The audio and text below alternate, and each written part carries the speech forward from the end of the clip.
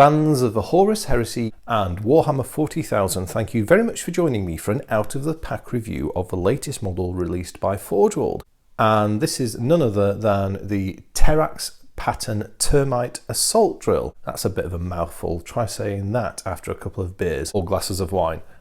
And that's in this box here. It has been a while since we've had a Forge World 40K release in the vehicle department. I suppose the last major one was the Astraeus Primaris tank. But here we have something new and something that was quite unexpected, I think, in terms of what you might have guessed could come next. And the Termite, as it's called on this box, or the Terrax pattern Termite assault drill, is a subterranean transport vehicle that is not dissimilar, as some people have observed, to an underground drop pod. What we're going to do in this review is we're going to have a look at this miniature that I've bought and just picked up from Forge World today. We're going to open up the pack, I'm going to show you the parts, we're going to see how it looks, we're going to review the quality and, talk a little bit around this fascinating design as we do it. As we see, this comes in one of these standard sized, what I'd call a white Forge World kit boxes. This cost £75 at the time of publishing this video. It looks like Forge World have changed their packaging style. This isn't shrink wrapped, isn't heat wrapped as I've seen this previously. It now has a pair of these little, sticky seals on it instead. Okay, without further ado, let's open this up and have a look. Now, as is Forge World's style at the moment, they have released rules for the Horus Heresy, and this can be used by the Mechanicum, the Solar Auxilia, as well as the Legiones Astartes. They have also released rules for using this in Warhammer 40,000 8th edition with the Space Marine list and the Chaos Space Marine list. As certain dedicated servants of the Omnissiah have observed, they have not as yet released any Warhammer 40,000 rules for using this with the Adeptus Mechanicus or the Mechanicus forces. So sorry, no subterranean Skitarii yet. Right, we'll open up this box. It feels quite a weighty kit. It feels certainly quite a bit of something in it. So we'll put that to one side. Got a bit of wrapping and packing. And then we've got a bag of components. So as we're not reviewing bubble wrap, we'll put those to one side. We have a second bag of components. And we have a third bag of somewhat larger components. So there we go, 3 bags of components, a bit more bubble wrap. We have a packing slip. This was packed by SB on the 2nd. So anyone care to take a stab at that date? That to me looks like 2nd 1/18. Now if that's the case, this was packed back in January this year. Ooh. That's interesting. Today is April the 13th, Friday, April the 13th. Ooh, unlucky. Actually, I've had a really lucky day today. I also had an MRI scan before I came and did this video. That was a fascinating experience. Story for another time. If you want to know about being MRI scanned, ask me in the comments. So I wonder if they've held these back after getting the kits built for quite a while prior to release. Interesting. And as well as the parts and the packing slip, we finally have a set of instructions. Fans of a fluff, there you go, have a read. They've changed the spelling of Terrax on this compared to what's on the box. So they've put an AE in here, whereas on the packaging, it's Termite, okay. On the invoice, it said Terrax with one E, and so do all the rules. Anyway, that doesn't really matter. CAD style exploded diagrams. We get a parts list, so there's quite a lot of parts to this, as you can see. It's about 40 components, I think 39 from what the Forge World website said. A lot of these components are around the 3 weapon options you get. You get heavy flamers, you get Volca Charges, and you get storm bolters. If you strip that a lot away, it's probably more like, 25 components. And as you may have already gathered, this is internally detailed. Fascinating looking model. A little bit about the kit provenance before we have a look. This was sculpted by Will Hayes. Mr. Will Hayes is Dreadnought Man, as I like to call him at Forge World, or perhaps you could call him the Reaver Titan and Warhound Man. And Will Hayes loves doing retro models that pay homage to early days of Warhammer 40,000. And this particular one is referencing the design from the Epic game, or Space Marine as you may have known it back in the day. If if you played it really early like I did, the Termite drill, or the Termite assault drill. And what he's done here is he's re-imaged that in 28mm scale for the Horus Heresy and WH40K. Right, so let's start off by looking at these large hull components. Right, there we go. So this must be, is this the underside or the upper side? I have no idea. Anyway, let's forget about that and have a little look. Well, this all looks very nice so far. Very nice to cast.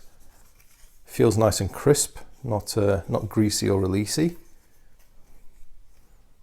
Yeah, looks very nice. You can see a little bit of release agent there. As always, you need to give a Forge World kit a wash. And we've got a door there. These, this is a top, isn't it? I think, because these are the weapon mounts for the, let's say, Volca Charges, store bolters, etc. here. These are kind of like, there's 5 of these tracks that run around the vehicle, and that is the means by which it propels itself on the surface. And I guess the inference will be it uses those to assist itself while underground. Then we've got a second part, which is this one.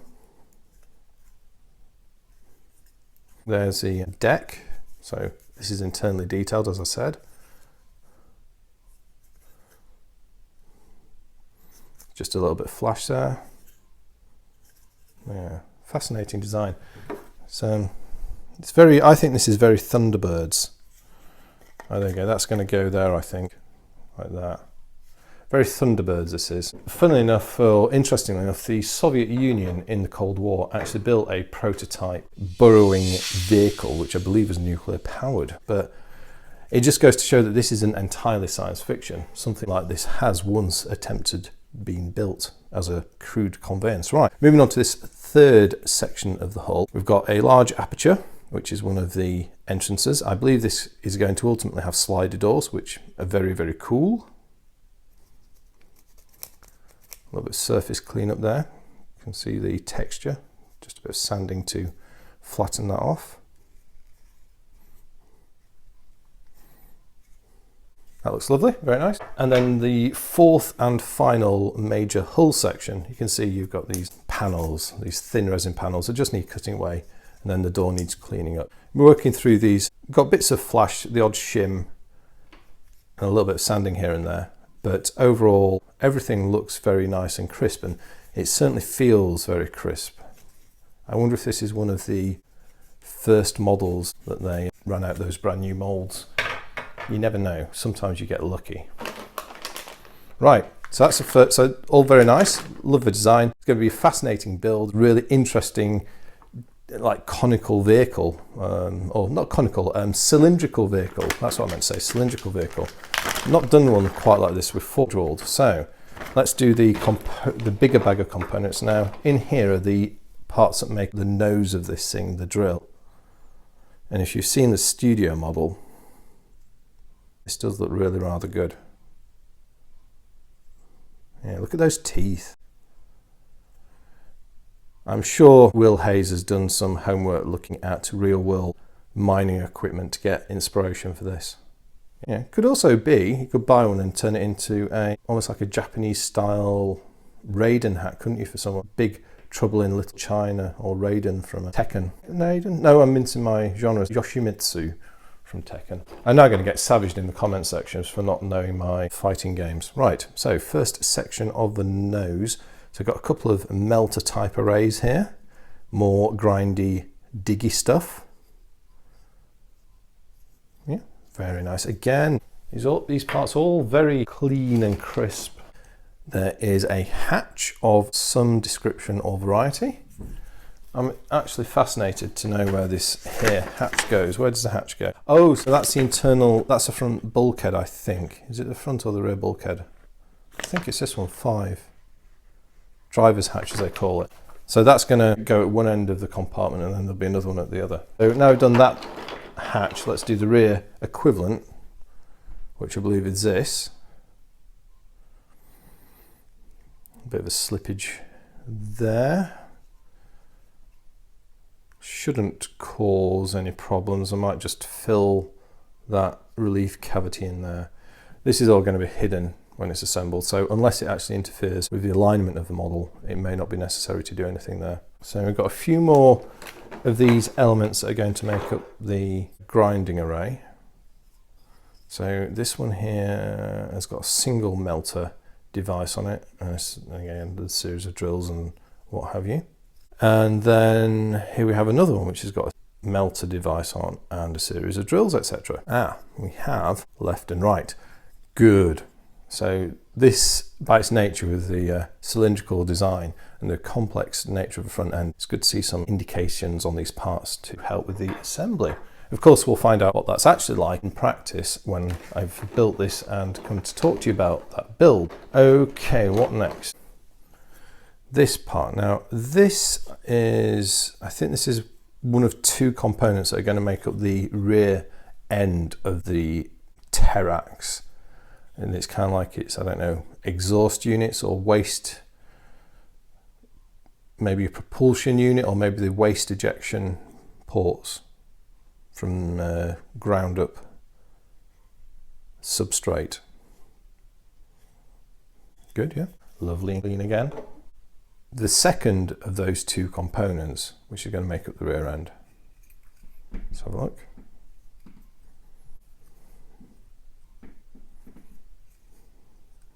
Yeah, beautiful. Really, really nice.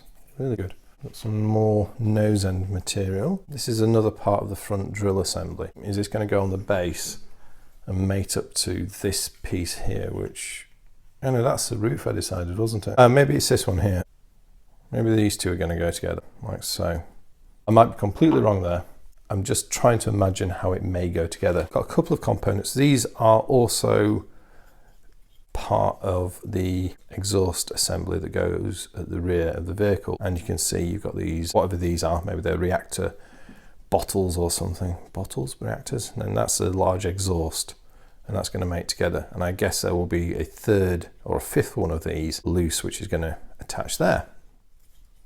Lots more detailing, lots more nice detailing, as we all love and expect from Forge World. Touch of a seam to take away there. It's really nice, yeah. Absolutely bob on. And then the final component is this ring. Now, is this going to go front or back? I think that this is going to go at the front, and our Yoshimitsu hat is going to sit in the top of it like so. There you go, from now on, this is the Yoshimitsu hat. Or maybe the Big Trouble in Little China hat. I'll leave that to you guys and girls in the comments. And that brings us to the third and final bag of components, which are the smaller elements. And I think essentially what we have here is what I'd call the guns and ammo pack. Just empty those out and we'll have a look. Right, picking up where I left off, here we have the fifth of what I call the reactor bottles. Maybe they're heat sinks. Yeah, maybe they're heat sinks. Who knows? RTGs. Right, we've then got some doors. There's a pair of sliding doors on each side of the Terrax. This one's popped off its key. Looks like we've got away with any damage there, and we have another key escapee here. Slightest bit of displacement here on this leading edge. That'll clean up just fine. These are where it's going to meet, so it's going to meet, there we go. Yeah, that's going to meet like that. You can have the sound effects for free. And then the final fourth door. A little bit of flash around the edge, but no dramas. Nice details. Everything is lined up properly. Very good. And then we've looked at you already. So those are the doors which I think now definitely, oh no, not quite guns and ammo. There's a couple of details left yet. These I think are going on to here. So they've chassis separately to make this easy to get out of the mold. So if you had all five on, these two here, if you can imagine trying to open a silicon mold and get it out, that would be really hard. Also, you'd have an air bubble trap as well. You can see why they've cast those separately. And very nicely cast they are indeed. Right, okay, now the much promised guns and ammo. As is seems to be increasingly the case now with Forge World kits. We are getting a range of weapon options, and you know, it's really nice to get these, because if you want to magnetize weapons, it's great. If you don't, then you've got some spares, and some of the weapons we get here are really good for putting on other vehicles. And finally, if you don't need the spares, get a few pounds back, sell them on eBay. You'll be surprised how much money people will pay for genuine Forge World parts, particularly on unusual kits like these. I've been quite surprised in the past when I've sold spares. All right, now let's have a look at this.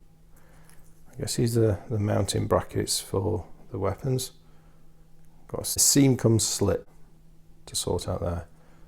It's not a big drama, that one. These are the two brackets that are actually going to go somehow, I think, onto the weapon bays, is it? Oh no, maybe we need these parts as well. Oh no, figured it out. That lug is going to locate into that socket there, and then you've got the bracket there that the weapon's going to attach to. It'll be interesting to see if these have magnet recessors already built in. Certainly Will Hayes' recent models, if we look at the Custodian Dreadnought, the Achilles and the Telemon, I'm hopeful for that. Right, let's do the weaponry itself. So we'll start conventional and work our way up to more exotic. There are three weapon options on this vehicle. You have a storm bolter, or maybe a twin link bolter in the case of a Heresy, which is this and these parts here. And then you have a heavy flamer, which are these two here. Looks like the heavy flamer is overall a more simple design. This is a bit more messy, the storm bolter. You can see there's a bit more of a prominent mold slip to clean up there, and some flash around the guns. That should clean up okay. Difficult to tell at this angle. Then we've got the second part of a twin bolt gun or storm bolter.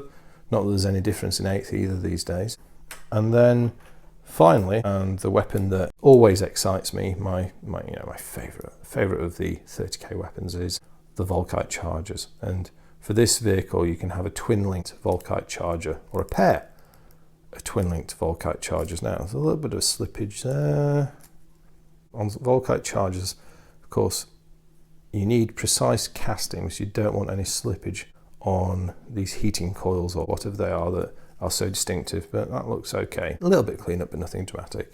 And I think the Volca Charges are available to the Mechanicum and the Legiones Astartes lists. I don't know if everybody else can take them, and certainly I don't think they're available in the 40k list. It's certainly only going to be the Heresy one. Okay then, there you have it. The Terrax pattern Termite assault drill by Forge World. A full resin kit. This particular example, really nice. It's beautifully turned out. To me, it looks like it's going to be a doddle to clean it up. Easy to clean it. There's not much in the way of release agent on there. And, well, then the proof is in the pudding, isn't it? The real challenge then is when it comes to the actual assembly, will it fit together well? Yeah, that's always going to be interesting. And with this complex cylindrical design, which I think is a fantastic design concept, and I really like how Will Hayes has done it. I think it's going to be a very interesting build. I just hope the internal detailing is worth the design compromises this time round. I don't always think internal detailing is worthwhile on resin kits. You know, for example, the Cronus, I think it was somewhat wasted. On this one, yeah, let's see. I guess you could always stick the door shut if you don't want it showing. I hope you've enjoyed this unboxing video of this fantastically re-imaged vehicle from the early days of the Warhammer 40,000 universe. Please do share your thoughts and observations on this in the comments section. I'll be very interested to hear what you have to say, as always. But other than that, I'd just like to say thank you very much for watching. I'll speak to you next time, and goodbye.